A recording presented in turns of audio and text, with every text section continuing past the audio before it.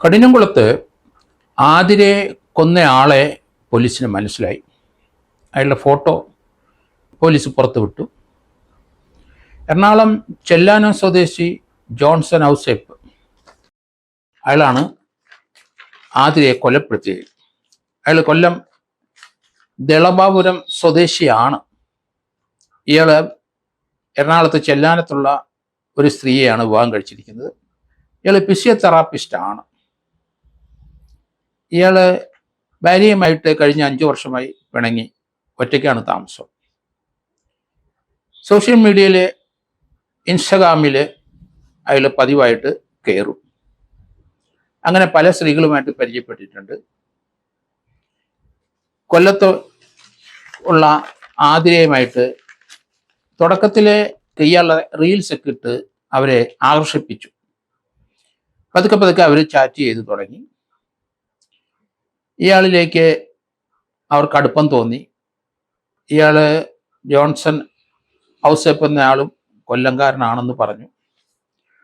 കൊല്ലത്ത് ഭഗവതി ക്ഷേത്രത്തിലെ അല്ലെ കഠിനംകുളം വടക്കേവിള ഭരണിക്കാട് ഭഗവതി ക്ഷേത്രത്തിലെ പൂജാരി രാജീവ് 24 വർഷമായി ഭരണിക്കാട് ക്ഷേത്രത്തിലെ പൂജാരിയാണ്.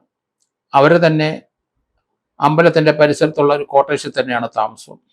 ഭാര്യ ആതിര സുന്ദരിയാണ്. ഭാര്യ സോഷ്യൽ മീഡിയയിൽ നിത്യം സഞ്ചരിക്കുന്നയാളാണ്. രാവിലെ 5 മണിയോടുകൂടി ഭർത്താവ് വീട്ടിൽ നിന്ന് പോകും. അമ്പലത്തിലെ പൂജയെല്ലാം കഴിഞ്ഞ് 11:30 മണിക്ക് വീട്ടിൽ വരും. രാവിലെ 8 മണിയാകുമ്പം 2ാം ക്ലാസ്സിൽ പഠിക്കുന്ന കുട്ടിയെ സ്കൂളിൽ അയക്കും, ബസ് കയറ്റി വിടും. അതിനുശേഷം വീട്ടിൽ തന്നെയാണ്. ഭർത്താവ് പോയി കഴിഞ്ഞാൽ രാവിലെയും ഭർത്താവ് വരുന്നിടം വരെയും തനിച്ചാണ്.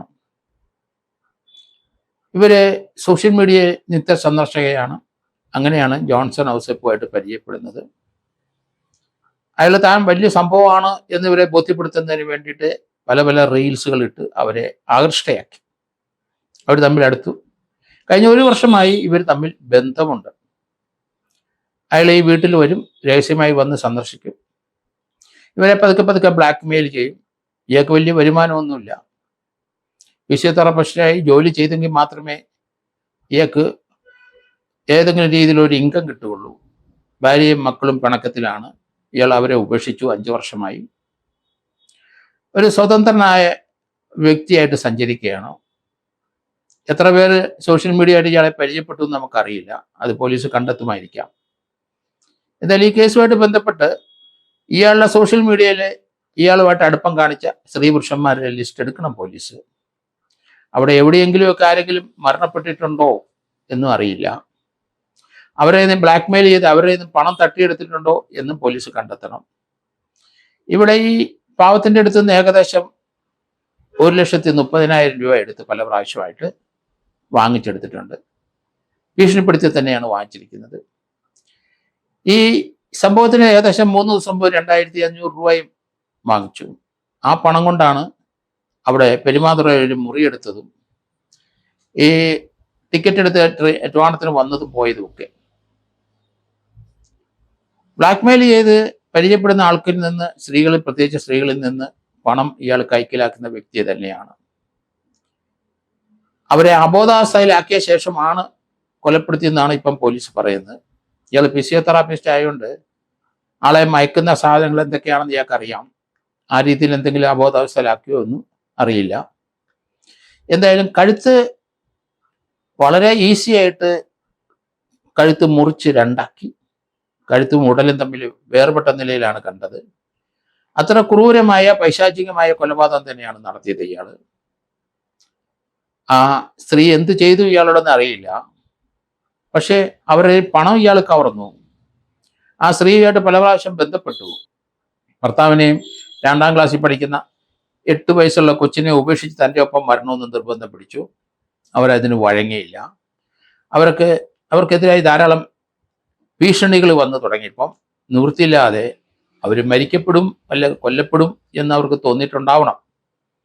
നിവൃത്തിയില്ലാതെ അവർ ഭർത്താവിൻ്റെ അടുത്ത് ഈ കാര്യം പറഞ്ഞു. സോഷ്യൽ മീഡിയ കൂടെ പരിചയപ്പെട്ട ആള് അയാള് എന്താണ് ഭർത്താവിൻ്റെ അടുത്ത് പറഞ്ഞത് നമുക്കറിയത്തില്ല. തീർച്ചയായിട്ടും രാജീവിന് അത് പോലീസിലേക്ക് പറഞ്ഞിട്ടുണ്ടാവണം. അതൊരു നല്ല ബന്ധമല്ല, അയാളെ ഉപേക്ഷിക്കണം എന്ന് ഭർത്താവ് പറഞ്ഞതായിട്ടാണ് പറയുന്നത്. പക്ഷെ ചെന്ന് ചാടിപ്പോയി വെട്ടിലായി, അയാളിൽ നിന്ന് ഊരാൻ പറ്റാത്ത അവസ്ഥയിലേക്ക് ആപ്പിലായിപ്പോയി. കാരണം അയാളുമായിട്ട് ശാരീരിക ബന്ധം ഉണ്ടായി. അയാള് മതിലയാടി വീട്ടിൽ വന്നുകൊണ്ടിരുന്നു. ഇത് ഭർത്താവ് അറിഞ്ഞില്ല, കുട്ടിയെ അറിഞ്ഞില്ല. രഹസ്യമായിട്ട് അയാൾ ആ വീട്ടിൽ വന്നു വെക്കൊണ്ടിരുന്നു. അവരിൽ നിന്ന് പണം കവർന്നിട്ടുണ്ട്. സ്വർണ്ണാഭരണങ്ങൾ എന്തെങ്കിലും പോയിട്ടുണ്ടോ എന്ന് ഇനി കണ്ടെത്തേണ്ടിയിരിക്കുന്നു.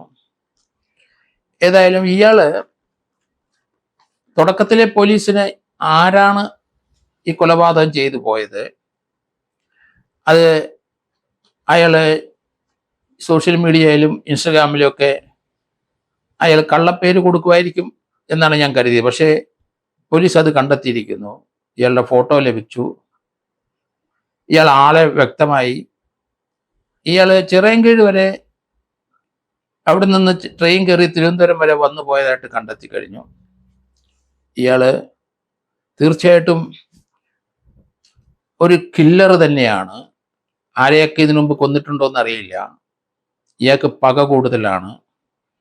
ഇയാൾ ആരുമായിട്ടും അടുക്കും, അവരെ കൈകാര്യം ചെയ്യാൻ പറ്റിയില്ലെങ്കിൽ ചിലപ്പം അവരെ കൊന്നിട്ട് പോകും. ഇവിടെ അത് തന്നെ സംഭവിച്ചു. അവരെ ഉപയോഗിച്ചു, അവരെ പണം കവർന്നു, അതിനുശേഷം അവരെ തൻ്റെ വരുതിയിലാക്കണം എന്ന് തീരുമാനിച്ചു. ആ വീട്ടമ്മ അതിന് തയ്യാറായില്ല. പിന്നെ അവരെ കൊല്ലണമെന്നായി. കൊന്നിട്ട് എന്താണ് ഈ കൊലപാതകത്തിന് പിന്നിലെന്നറിയില്ല. അവരവരുടെ ശരീരം കൊടുത്തു, അതോടൊപ്പം തന്നെ അവർ പണവും കൊടുത്തു. ഇനി എന്താണ് ഇയാൾക്ക് വേണ്ടത്? അയാളുടെ ഒപ്പം പോയി താമസിക്കണമെന്ന് പറയുന്നു. അതോ വേറെ പകയുണ്ടോ? പോലീസ് അതിലേക്ക് വരുമെന്ന് തോന്നുന്നു. ഇയാളെ പിടിച്ചു കഴിഞ്ഞാൽ ക്വസ്റ്റ്യൻ ചെയ്ത് കഴിയുമ്പോഴേ നമുക്ക് ഇതേപ്പറ്റിയുള്ള വിവരങ്ങൾ, എന്തുകൊണ്ടാണ് തനിക്ക് വിധേയമായ ആ സ്ത്രീയെ കൊല്ലുന്നത്, അവരുടെ പണം ഇയാൾ എത്രമാത്രം തട്ടിയെടുത്തിട്ടുണ്ട്, ഇങ്ങനെയുള്ള കാര്യങ്ങളൊക്കെ നമുക്കറിയാം. എന്തായാലും ഇയാൾ കൊന്നിട്ട് വീട്ടിൽ നിന്ന് ഇറങ്ങുന്നത്, കത്തിയുമായി പോകുന്നത്, അതിൻ്റെ ഒരു ഫുട്ടേജ് പോലീസിന് ലഭിച്ചിട്ടുണ്ട്. തിരുവനന്തപുരത്ത് വരെ വന്നിട്ട് ഇയാൾ സംസ്ഥാനം വിട്ടിരിക്കാനുള്ള സാധ്യത വളരെ കൂടുതലാണ്. ഇയാളുടെ മൊബൈൽ നമ്പർ എന്തായാലും പോലീസിൻ്റെ കയ്യിലുണ്ടാവും. പക്ഷേ അത് ഓഫ് ചെയ്തിട്ടുണ്ടാവും. അയാളുടെ മൂവ്മെന്റ് അറിയാൻ ബുദ്ധിമുട്ടാണ്. 7 മാസം മുമ്പ് ഭാര്യയെ പേടിച്ച് ഭർത്താവിൻ്റെ അടുത്ത് ഈ കാര്യം പറഞ്ഞിരിക്കുന്നു. ഇങ്ങനൊരു സോഷ്യൽ മീഡിയയിലെ സുഹൃത്തുണ്ട്, അയാൾ വീട്ടിൽ വരാറുണ്ട് എന്ന് പറഞ്ഞിട്ടുണ്ടോ എന്നറിയില്ല. എറണാകുളത്തെ ചെല്ലാനത്തെ ഭാര്യയെ പോലീസ് ചോദ്യം ചെയ്യുമ്പം ഈ കഥാപാത്രത്തെ പറ്റി കൂടുതൽ വിവരങ്ങൾ നമുക്ക് അറിയാൻ സാധിച്ചേക്കുമെന്ന് തോന്നുന്നു. കാരണം പല സന്ദർഭത്തിലും ഇതുപോലെ കേരളത്തിലെ പല ഭാഗങ്ങളിലും ഇതുപോലെ ഭാര്യയും ഭർത്താവും കുട്ടികളായിട്ട് കഴിയുന്ന വീട്ടമ്മമാരും അതുപോലെ ഭർത്താക്കന്മാരും സോഷ്യൽ മീഡിയയിൽ പരിചയപ്പെട്ട ആൾക്കാരുമായിട്ട് കൂടുതലടുത്ത് അവരുടെ കുടുംബത്തെ നശിപ്പിച്ചു, ആ വ്യക്തിയെ നശിപ്പിച്ചു പോകുന്ന കാണാം. സ്ത്രീയും പുരുഷനും തുല്യരാണ് ഇക്കാര്യത്തിൽ. ഇവിടെ ഇപ്പം ഒരു സ്ത്രീയെ കൊന്നത് അവരുടെ കമ്മനായി സോഷ്യൽ മീഡിയയിൽ കൂടി ഇൻസ്റ്റഗ്രാമിൽ കൂടി പരിചയപ്പെട്ട വ്യക്തിയാണ്. ഇങ്ങനെ ധാരാളം സംഭവം കേരളത്തിലുണ്ട്. അതുകൊണ്ട് ഇത് കേൾക്കുന്നവരെ സൂക്ഷിക്കുക. നിങ്ങൾ ഒരു ബന്ധത്തിൽ ഒരു കുടുംബമായി ഒരു കുട്ടിയായി കഴിഞ്ഞാൽ അവരുടെ സംരക്ഷണവും അവരിൽ തൃപ്തി അടഞ്ഞ് മുന്നോട്ട് പോകണം. ഇല്ലെങ്കിൽ നിങ്ങൾക്ക് ശിഷ്ടജീവിതം ജയിലിൽ തന്നെ, ചിലപ്പോൾ ക്യാപിറ്റൽ പണിഷ്മെന്റും കിട്ടിയെന്നും വരാം. ഇതുപോലെയുള്ള ധാരാളം കഥാപാത്രം സ്ത്രീകളും പുരുഷന്മാരും കേരളത്തിലുണ്ട്. ദയവ് ചെയ്ത് അതിൽ നിന്നൊക്കെ പിന്മാറുക, സ്വസ്ഥമായ കുടുംബജീവിതം നയിക്കുക. അല്ലാതെ അവിഹിതമായി ലിവിങ് ടൂതറായിട്ട് പലരും പല സ്ഥലങ്ങളിൽ പോയി ജീവിക്കുന്നതുണ്ട്. അതൊക്കെ തീർച്ചയായിട്ടും മരണത്തിൽ തന്നെ കലാശിക്കും. കാരണം ഇങ്ങനെ സോഷ്യൽ മീഡിയയിലും ഇങ്ങനെ വരുന്ന ബന്ധങ്ങൾ അവർക്ക് സ്ഥായിയായ ബന്ധങ്ങളില്ല. അവർക്ക് അന്നേരമുള്ള ആവശ്യം കഴിഞ്ഞു കഴിഞ്ഞാൽ പിന്നെ നിങ്ങളൊരു ശല്യമായി മാറുന്നു. പുരുഷനായാലും സ്ത്രീയായാലും ശല്യമായി മാറിയാൽ അത് അവസാനിപ്പിക്കാൻ തങ്ങൾ അവരെ വധിക്കുന്നതായിട്ട് കാണുന്നത്. തങ്ങളെ പോലീസൊന്നും പിടിക്കില്ല, അത്ര വിദഗ്ധമായിട്ടാണ് താൻ കൊല്ലുന്നത് എന്നൊക്കെ ധാരണയുണ്ടാവും. പക്ഷെ പിടിക്കപ്പെടും, തീർച്ചയായിട്ടും പിടിക്കപ്പെടും. കേരളത്തിലെ പോലീസ് നല്ല ഇൻവെസ്റ്റിഗേഷൻ ടാലൻസ് ഉള്ളവരാണ്. കേരള പോലീസ് ഇന്ത്യയിലെ എല്ലാ പോലീസിനെക്കാളും ബെറ്ററാണ്. നിങ്ങളിലേക്ക് എത്തും പോലീസ്. എത്ര രീതിയിലും നിങ്ങൾ ഈ എവിഡൻസ് മായ്ച്ചു കളയോ അല്ലെങ്കിൽ നിങ്ങളെ പിടിക്കാതിരിക്കാനുള്ള എത്ര തന്ത്രപരമായ സംഗതികൾ സ്വീകരിച്ചാലും ശരി, അതിലേക്ക് പോലീസ് വരും, നിങ്ങളെ കീഴ്പ്പെടുത്തും, നിങ്ങളെ അറസ്റ്റ് ചെയ്യും, നിങ്ങളെ എന്നേക്കുമായി സെൻട്രൽ ജയിലിലേക്കും ആക്കി പോലീസ് പിൻവാങ്ങും. അതുകൊണ്ട് ഈ രീതിയിലുള്ള പ്രവൃത്തിയിലുള്ളവർ അതിൽ നിന്ന് പിൻവാങ്ങുക.